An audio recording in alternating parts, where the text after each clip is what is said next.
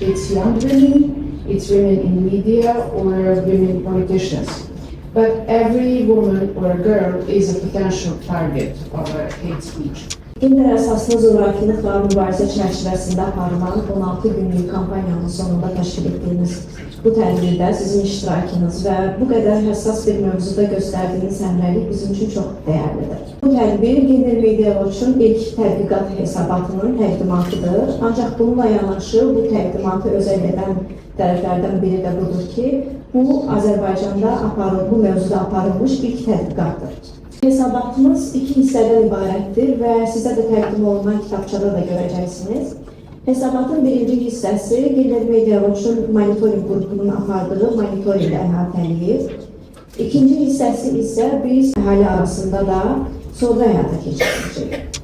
İnsanlar da mütəmadi olaraq mediada qadının alçaldıldığını görəndə bunu artıq normal qəbul edirlər. Çünki media mütəmadi olaraq bunun onlara normal olduğunu bilir. Media zorakılığa 3-cü dərəcəli xəbər kimi yanaşmağa davam elədiyi müddətcə insanlar da zorakılığı 3-cü dərəcəli problem kimi görməyə davam edəcəklər.